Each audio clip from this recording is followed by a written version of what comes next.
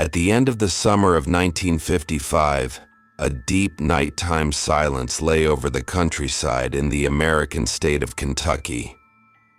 A farm near the small settlement of Kelly was surrounded by open land, fields, and a forest that began just a few dozen meters from the house. There was no street lighting at night, only darkness, insects, and the distant sounds of nature. That evening, the Sutton family was in the house along with several relatives. There were adults and children among them, people who had known each other their entire lives. None of them had any experience with anything unusual. The evening was calm, without alcohol, without arguments, without nervousness. Shortly after nightfall, one of the men went outside to the well to get water. The well stood a short distance from the house, in an open area. When he straightened up and looked toward the sky, he noticed a light above the trees. It was moving low, slowly, and completely silently. It did not blink and did not change color. It did not resemble an airplane or a star. The light moved over the forest, as if descending in a controlled manner, and after a moment disappeared behind the trees. The man stood there for several seconds, staring into the darkness. Then he returned to the house with the water. Inside, he told the others what he had seen outside. There was a light above the trees. It was low, and then it disappeared behind the forest. The reactions were restrained. No one attached much importance to it at first, but a few minutes later, sounds were heard from outside. At first, faint and irregular, then more distinct. Footsteps around the house, scratching at the walls, movement just beneath the windows. Someone stepped up to a window and looked outside. Something is standing there. It's close to the house. Do you see it too? Just a few meters from the house stood a figure. It was short, about 1 meter tall. It had a large, round head, prominent pointed ears, and a very thin body. Its arms were unnaturally long, reaching almost to its knees. Its eyes were large, round, and reflected light brightly in the darkness, giving them an almost glowing appearance. The figure did not move quickly. It was not standing in an aggressive posture. It appeared more as if it were observing the house. That's not a human. It's not standing normally. It's just watching. When the creature moved closer to the window, a gunshot rang out. The hit was clear. According to the witnesses, the projectile struck the creature, but there were no visible signs of injury. The creature fell to the ground, but immediately stood back up, without any sign of pain, and calmly disappeared into the darkness. It fell. It stood back up. It wasn't hurt. Tension inside the house rose sharply. The children began to cry. The adults tried to remain calm, but the fear was evident. Everyone thought it was over, but it wasn't. The creatures began to appear again, not always in the same place, sometimes at the windows, other times at the doors. Several times they were seen on the roof of the house.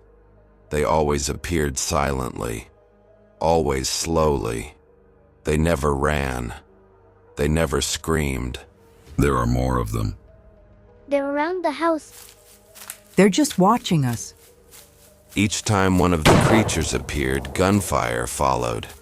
And each time the result was the same. No blood, no injuries, just a brief fall and silence. The creatures would reappear elsewhere, as if circling the house. Time passed slowly. The hours dragged on. Exhaustion showed in every movement. Fear mixed with helplessness. The children were hidden in the back part of the house. The adults guarded the windows and doors. The house was under siege for hours. Shortly after midnight, on the night of August 21st to 22nd, 1955, the decision was made to leave the place. We're not staying here. They'll come back. We have to go. The group got into their cars and drove to the police station in Hopkinsville. They were exhausted, terrified, and under severe stress. The police later returned to the farm. The creatures were no longer there. What remained were dozens of spent shell casings, damaged windows, and tracks around the house that did not match any common animals. The testimonies of everyone present were consistent. The same description of the creatures, the same behavior, the same course of events throughout the night. The creatures were never officially seen again. To this day, there are disputes about what exactly the family saw that night. It was not a known animal. It was not a human, and the behavior of the figures did not match a typical threat or attack. They appeared calm, focused, as if they were only observing the place and the people. And that is the most unsettling part of the entire case, because if it was not an attack, it means that someone was only watching that night. And if someone was watching back then, there is no certainty that they are not watching even today. So when you are at home in the evening, and it is dark outside your window, and you have the feeling that someone is standing there, you might want to leave the lights on. And if you want more true stories that really happened, subscribe to the Foggy Truth channel. And now it's no longer about them. Now it's about you, because the story is over. But the feeling it leaves behind isn't. Maybe you're telling yourself it happened a long time ago, in a different place, to different people, but that's exactly what they thought back then too.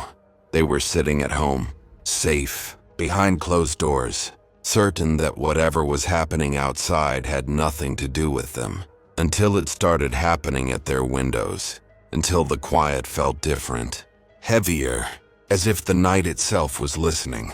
So tonight, when you turn off the light and the room falls silent, try to listen, not for footsteps, not for voices, but for that moment when the silence feels wrong.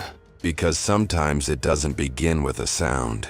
It begins with a feeling, a sudden tension in your chest, the sense that the space around you has changed, the feeling that someone is watching you, not from the front, but from the side, or from behind, the kind of feeling that makes you hold your breath without knowing why. And maybe you'll look toward the window and see nothing, just darkness, just reflections. But that doesn't mean there's nothing there, because those things don't move when you're looking. They don't rush. They don't reveal themselves. They stand still.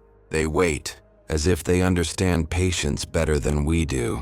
And they look back only when they think you're not looking anymore.